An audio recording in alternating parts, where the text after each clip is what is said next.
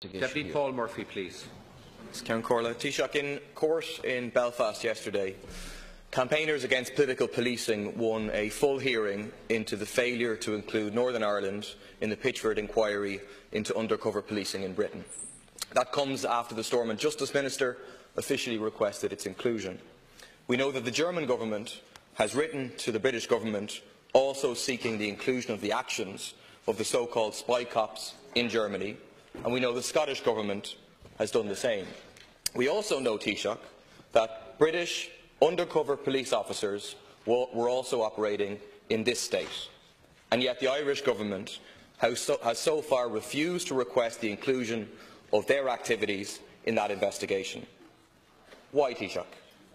I would presume that the Taoiseach has heard of Mark Kennedy, who was exposed as a secret member of the National Public Order Intelligence Unit. He had multiple intimate relationships with women, using his false identity as an environmental activist called Mark Stone. Please. No, this is all in the public domain. The Minister has admitted to this. There's no... Please. No, Count Corla, this is all completely in the public domain. It is not in order to come into the House and name individuals outside the House. I have an apology from the Metropolitan Police here. It's admitted. It's not in question. The Minister for Justice has answered questions admitting he was here. This man was here, had intimate relations with women, with his false identity as an environmental activist. If you're going to raise a matter of that nature, that you might at least inform the Chair in advance. But look, you're on your feet. Okay, it has been raised multiple times in the House. He was in Ireland, and it's admitted that he was in Ireland on multiple occasions. He participated in the Shell to Sea protests in the Taoiseach's own constituency. He organised meetings here in the run-up to the protests in Gleneagles at the G8 in 2005, and he was arrested by the Gardaí in Dublin on the 3rd of May 2004. Sarah Hampton, a US citizen, met Mark Kennedy in Ireland in 2005. On Monday, in a statement read out in Dublin, she said, "Finding out that Mark was an undercover police officer brought about a deep depression that seemed impossible to navigate. There were times I almost gave up completely. The process of seeking justice on this case has felt at times belittling, intimidating and downright scary. I felt I had been raped. I never consented to sleeping with a police officer. He had other intimate relationships in Ireland based on a lie and an abuse of power. This political policing targeted at left-wing and environmental activists breached their right to privacy in this state, enshrined in the European Convention on Human Rights, and those affected are seeking answers and justice." Mark Kennedy was not just one bad apple. He was part of a system of political policing and abuse of rights.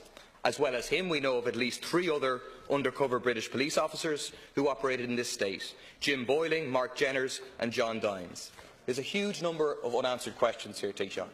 The Minister for Justice has confirmed that the Gardaí were aware of Mark Kennedy's presence. On what basis, on whose authority, did he have permission to operate here?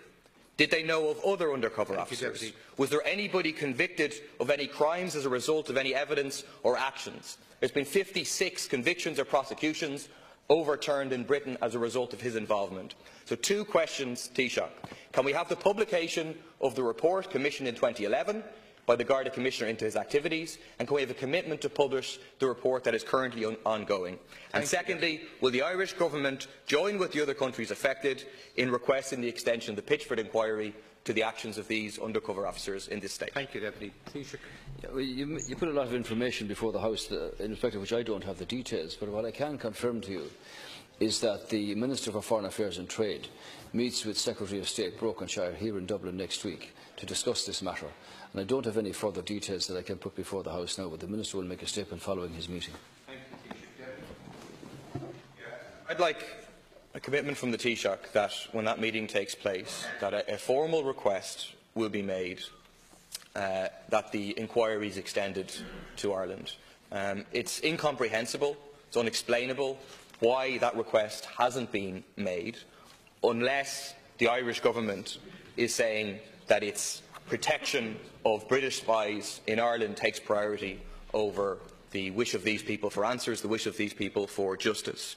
We have more than enough political policing in this state already, Taoiseach, without allowing British agents to have a free run here too. There are pictures of Mark Kennedy in Ireland. There's pictures of him with the women affected. There's pictures of him at protests. The idea that has been put by some of the answers of the Minister for Justice that he wasn't really operating as a police officer here is not credible whatsoever. He participated in multiple protests. There's multiple evidence of that. We have the apology finally granted to Sarah in January, which admits his actions from the point of view of the Metropolitan Police. So I think it's very, very important that the Government would make that request and would also publish all the information they have so far. Thank you, Deputy Taoiseach.